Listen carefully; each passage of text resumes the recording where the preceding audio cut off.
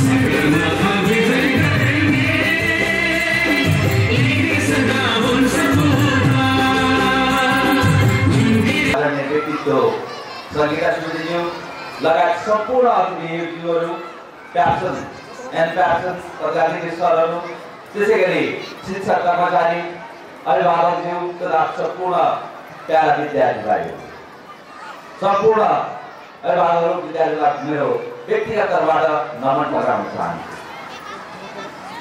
हामीले 18औं वार्षिक उत्सव बनाइरहँदाखेरि विभिन्न कोभिडको कारणले हामीले वार्षिक उत्सव मनाउन पाएनौँ। सम्पूर्ण अभिभावकलाई अवगत नै छ।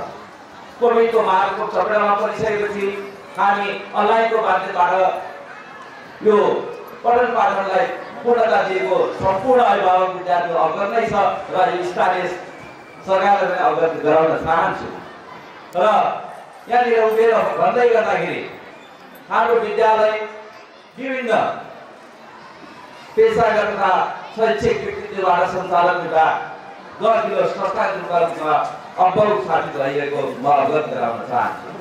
2075 सालदेखि उक्त लक्ष्यलाई परिपूर्ति गर्नको लागि +2 पठन पाठनको लागि साइन्स र म्यानेजमेन्टमा अहिले 230 जना विद्यार्थीले पठन पाठन गरेको म यहाँबाट अवगत गराउन चाहे।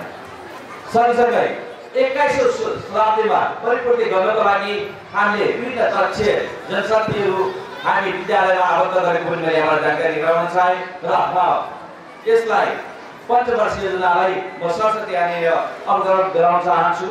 हाल विद्यालयमा रहेको विद्यार्थीको संख्या हेर्दाखेरि हामीले 163 विद्यार्थीबाट सञ्चालन गरेका छौँ। यो सबैभन्दा पुरानो ठाउँ कोलपुरको चटार भन्ने ठाउँबाट साबी पुरानो गाविसबाट हामीले पठन पाठन गर्दै थियौँ। हामीले 163 विद्यार्थीबाट पठन पाठन गर्दा अहिले 2081 मा हामीले 1415 जना विद्यार्थीलाई पढाइरहेका छौँ। र म यहाँबाट मञ्चबाट के जानकारी गराउन चाहन्छु भने हामीले प्रत्येक वर्ष कोलपुर नगरपालिकामा छात्रवृत्तिको उपलब्ध गराउने हेतुले 145 बालबालिकाहरूलाई पूर्ण छात्रवृत्तिको रूपमा पठन पाठन गरिरहेका छौँ। साथसाथै 91 जना शिक्षा कर्मचारीले हाम्रो यहाँ कार्यमा गर्नुहुन्छ। साथसाथै पारिश्रमिकको कुरा धेरै ठाउँमा संस्थागत विद्यालयमा उठ्ने गर्छ र नेपाल सरकारले तोके बमोजिम सरकार स्थानीय सरकार र केन्द्र सरकारले तोके बमोजिम र त्यसमा पारिश्रमिक उपलब्ध गराएका छौँ। साथै सेवा शुल्कको हेर्दाखेरि पर्व खर्च क्रिया खर्च र बिरामी खर्चहरू उपलब्ध गराएका छौँ। साथसाथै यो वर्षबाट हामीले सामाजिक सुरक्षा कोषमा अब सम्पूर्ण शिक्षकहरूलाई आबद्ध समेत गरेको मैले यहाँबाट जानकारी गराउन चाहे र म पञ्चवर्षीय योजनालाई सरस्वती रूपमा पढ्न चाहन्छु। पहिलो नम्बरमा संस्कार सहितको गुणस्तरीय शिक्षा अवलम्बन गर्ने हाम्रो मुख्य प्रायोजन रहेको छ।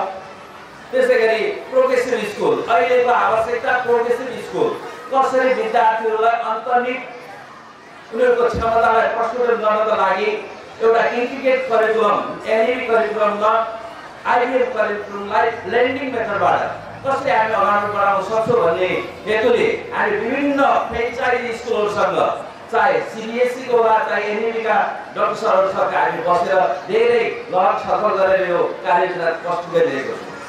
र प्रत्येक कक्षामा पहिले हामी घरमा जुन पनि बच्चाले घरमा हेर्दाखेरि उड्दाखेरि बाबु आमाले मोबाइल चलाएको देख्ने गर्दाखेरि अबको विद्यालय डिजिटल हुनुपर्छ ब्यागलेस हुनुपर्छ भन्ने हेतुले प्रत्येक कक्षामा हामीले अब स्मार्टफोन र डिजिटल एक शिक्षक एक ग्याजेट एउटा शिक्षकले अब पुस्तक बोकेर हिँड्ने छैन एक शिक्षकले एउटा ग्याजेट लिएर आउँदैछ त्यो ग्याजेटमा सम्पूर्ण वार्षिक प्लान बनाएर प्रस्तुत गर्नेछ भन्ने मैले यहाँबाट अवगत गराउन चाहे। साथसाथै कार्य सम्पूर्ण शिक्षक कर्मचारीहरूलाई हामीले 3 महिनामा कार्यपात्र बनाएर हामीले शैक्षिक योजना बनाएर सम्पूर्णलाई हामीले प्रत्येक विषयगत तालिमको व्यवस्था गरेका छौँ। साथसाथै हरेक प्राइमेरी कक्षामा एउटा कोटा निर्धारण गरी 25 देखि 30 जना मात्र विद्यार्थीहरू राखेर त्यहाँ 2 शिक्षकको व्यवस्था गरी त्यसलाई पठन पाठन गर्न अब सजिलो होस् भन्ने कुराले हामीले यो 4 वर्षमा यसलाई अनि हाम्रो स्थानीय सरकार प्रमुखले भने जस्तै गरेर अझ यो टिनेजमा लागेको विद्यालय सिद्धिएको छ। अब 1900 पार गर्दै भन्दाखेरि पक्कै पनि त्यहाँसम्म हामीले अब सफल बनाएर लैजानेछौँ भन्ने मलाई दिएको आशीर्वादलाई म एकदमै अनुसरण गरेर अगाडि बढ्ने अपेक्षा गर्दछु। साथसाथै आगामी शैक्षिक वर्ष 2082 को विद्यार्थीको झोलालाई ब्यागलेसलाई र प्रत्येक सुरुवारलाई आर्ट एन्ड क्राफ्ट इनोभेसन एक दिन बच्चाले खुसीसँग आएर विद्यालयमा व्यतीत गर्दाखेरि आफूले जानेका प्रत्येक कुरालाई कसरी प्रस्तुत गर्न सक्छ भन्ने हेतुले पक्कै पनि विद्यार्थीहरूले सहज तरिकाले आफूले शुक्रबारको दिनलाई ब्याग रहित भएर कसरी व्यतीत गर्न सक्छ र तपाईले विद्यालय होइन बत्ती काटेर होइन साइन्स र इनोभेसन अगाडि कसरी बढाउन सक्छ भन्ने हेतुका साथ 2201 मा अवगत पदमा 4 वा 5 वर्षमा त्यो लाग्छ भने हाम्रो सम्पूर्ण सञ्चालक समितिका अध्यक्षज्यू सम्पूर्ण सञ्चालक सरहरू र विभिन्न शिक्षा विज्ञहरू बसेर बनाएको यसलाई अझ प्रभावकारी गरेर अगाडि बढ्नेछ भन्ने म विश्वास दिन चाहन्छु। साथसाथै अहिलेको आवश्यकता स्टेम एजुकेसन प्रोग्रेसिभ साथसाथै स्टेमले पनि के गर्न सक्छ भन्दाखेरि बच्चाहरूमा भएका साइन्स एन्ड इनोभेसन र एउटा कोलपुरमा केही टेक्नोलोजीलाई अगाडि ल्याएको छ। सानो बच्चाले पढ्दै गर्दाखेरि 10 कक्षासम्म जाँदाखेरि त्यो सर्टिफिकेट मात्र होइन एउटा आर्ट एन्ड नयाँ इनोभेसन छोडेर जान सक्छ। विद्यालयलाई अहिले सानो बालबालिकाले बनाएका हामीले देख्यौँ, सेन्सर ट्याबहरू देख्यौँ र त्यसै गरी हामीले ड्रोनहरू बनाएको देख्यौँ र अब एआई को माध्यमबाट हिँड्न सक्ने हामीले पूर्व व्यवस्थापन देख्यौँ। पक्कै पनि ती बालबालिकाले बनाएका जस्तै त्यसलाई पूर्णता दिन सक्यो भने पक्कै पनि मलाई लाग्छ त्यो नगरमा बसिरहँदाखेरि त्यो नगरपालिकाका साना भाइ बहिनीहरूले त्यो 22 मात्र होइन त्यो नगरपालिकाले पनि चुनाव सक्नेछन् भन्ने हामीले विश्वास लिएका छौँ। त्यसै गरी अघि हामीले भने जस्तै देश प्रेम भावना हटिसकेको हुनाले प्रत्येक वर्ष हामीले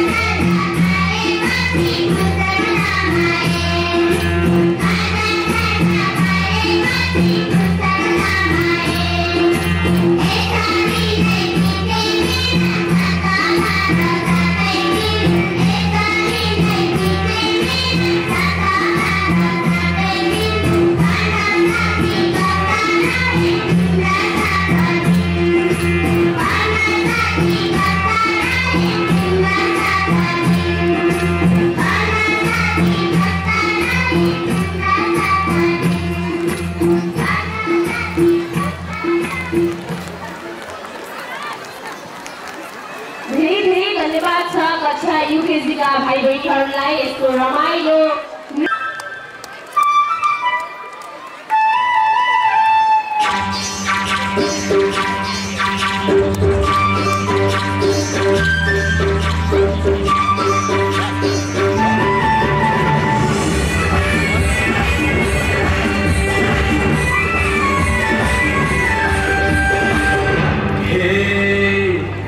देखे मुझे गोरी पनि देखे मैले भयभर की गाउँ घर की छोरी देखे तर यो आज मैले के देखे ससुरा की छोरी पाँच छोरी देखे तर यो आज मैले ससुरा की छोरी पाँच छोरी देखे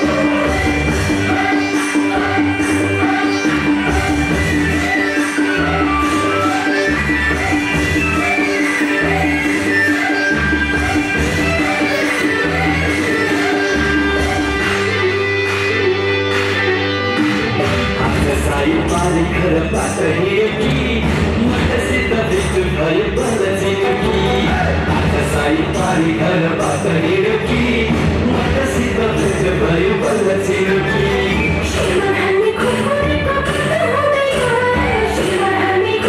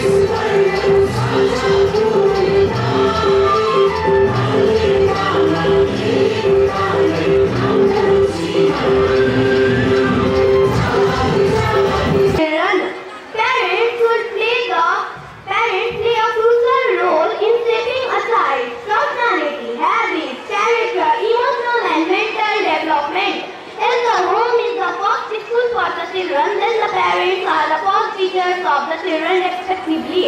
Childhood is the most important phase of life. John Milton had said, "The childhood shows the man as the morning shows the day," which means childhood is a period of shaping the future of your children. Parenting has become challenging due to the advancement of technology. The parents need to be aware of advantages and disadvantages of present-day tools such as mobile phones, tabs, laptops, etc. Parents should be the role models so their children will try to become as their parents are. If you waste your time using mobile phones, your children obviously imitate you. Parents should get involved in reading. It is not good to give cell phone to your children whenever they want entertainment. They should provide some knowledgeable books, storybooks and comic books to their children. Parents should find out the keen interests of us and let us do the things according to our desires. Break the wall of parent and child and be friend with your child. It helps building a strong bonding between you and your child. We entered this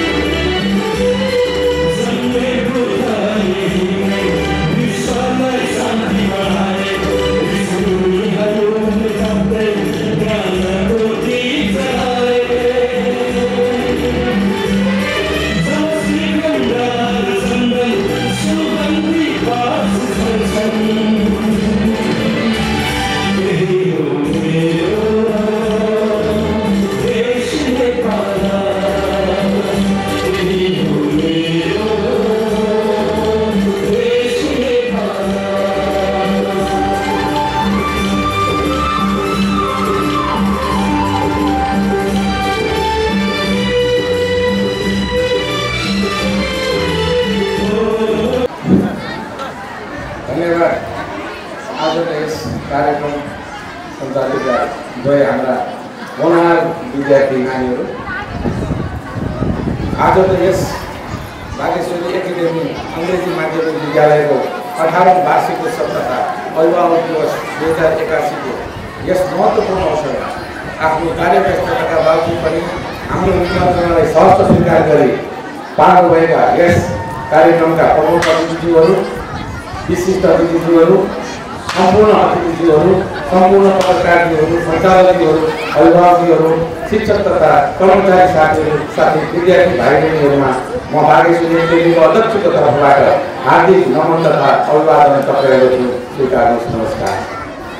सर्वप्रथम म प्रमुख अतिथिज्यू, विशिष्ट अतिथिज्यू, अभिभावकद्वय, आदरणीय ऋषि sir, आदरणीय जागेन्द्र sir तथा सबै अभिभावकज्यूहरूको आएको सुझाव सल्लाहलाई व्यवस्थापकीय पक्षले 100% कार्यान्वयन पक्षमा लाने कुराको व्यवस्थापकीय पक्षबाट प्रतिबद्धता जाहेर गर्न चाहन्छु। यस क्षेत्रका अग्रज व्यक्तित्वहरूबाट एउटा सुविधा सम्पन्न गुणस्तरीय शिक्षा प्रदान गर्ने, अनुशासित एवं सुसंस्कृत जनशक्ति तयार गर्ने र राष्ट्रिय अन्तर्राष्ट्रिय स्तरमा प्रतिस्पर्धा गर्न सक्ने जनशक्ति तयार गर्ने उद्देश्यले 2063 सालमा 163 जना मात्र विद्यार्थीहरूबाट विद्यालय सञ्चालन गरिएको थियो।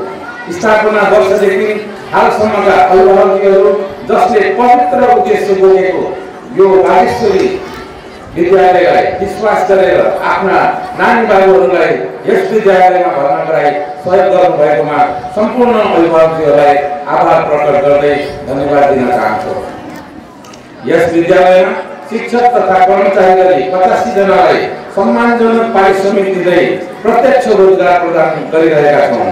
साथै नेपाल सरकारको सामाजिक सुरक्षा कोषमा यस विद्यालयका सम्पूर्ण शिक्षक तथा कर्मचारी साथीहरूलाई जोडिएको सहर्ष जानकारी गराउन चाहन्छु। विगतदेखि हालसम्म विभिन्न आरो पन्छ्याउँदै यस विद्यालयले लिएको उद्देश्य प्राप्तिका लागि हालसम्म निरन्तर रूपमा यस शिक्षक संस्था चलाउँदै अगाडि बढिरहेका छौँ। साथै आगामी दिनहरूमा अझ बढी नवीनतम सोच र ऊर्जाका साथ यस संस्थालाई अझ बढी परिष्कृत ढङ्गले अगाडि लैजाने योजना बनाएका छौँ, जस अन्तर्गत इलेमेन्ट्री ब्लकबाट आधुनिक प्रविधिको अधिकतम प्रयोग गर्दै साना बालबालिकाहरूलाई झोला रहित बालमैत्री वातावरण तयार गरी आगामी शैक्षिक सत्र 2082 सुरुवात गरिने कार्यक्रम रहेको कुरा उपस्थित सम्पूर्ण अतिथि तथा अभिभावकज्यूहरूलाई निवेदन गर्दछु।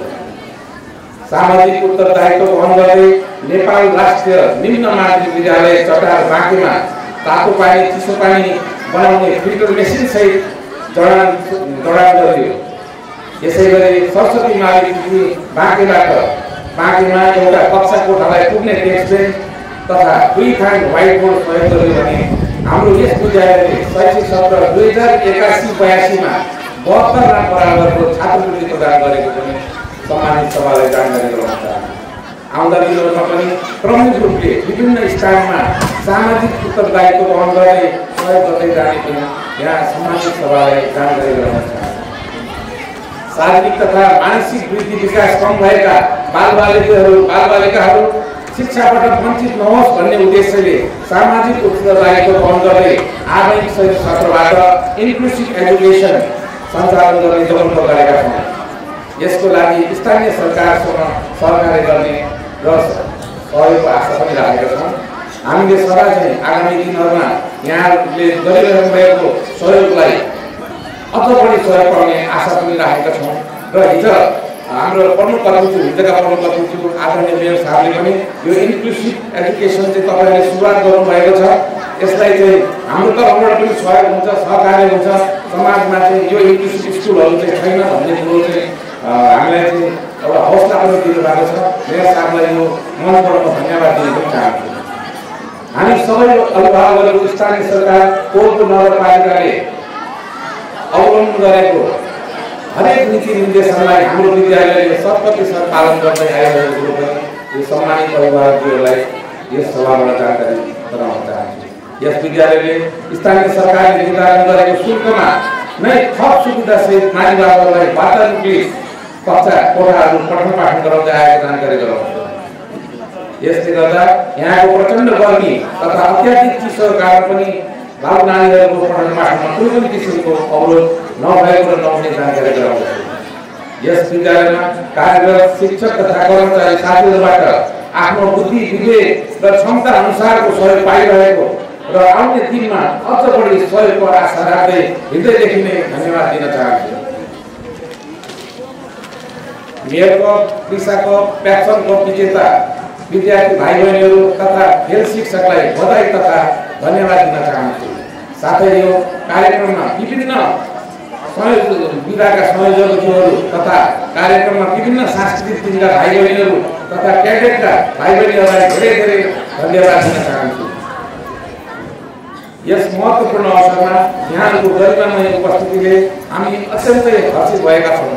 हाम्रो समाज र संस्कृतिको विविध पक्षलाई सम्मान गर्दै हामी यस कार्यक्रम मार्फत समाजमा सकारात्मक परिवर्तन र समृद्धको दिशामा केही महत्त्वपूर्ण कदम चाल्न सकौँ भन्ने आशा राखेका छौँ। सकारात्मक सोच र सहकार्यको बलमा हामी सबै सँगै अघि बढेर समाजको समग्र विकास र भलाइमा आफ्नो योगदान पुर्याउन सक्छौँ भन्ने आशा लिएका छौँ। यस अवसरमा म उपस्थित सबैको सहयोगको आशाका साथ उपस्थितिको लागि धन्यवाद प्रकट गर्दै आगामी दिनहरूमा हाम्रो साझा प्रयासबाट शैक्षिक उपलब्धिहरू हासिल गर्न सक्ने विश्वास व्यक्त गर्दै आजको कार्यक्रम यही समापन भएको जानकारी गर्न चाहन्छु। र अर्को हाम्रो सांस्कृतिक कार्यक्रमहरू चाहिँ सञ्चालन भइराखेको कुरो पनि यहाँ अभिभावकहरूलाई जानकारी गराउन चाहन्छु।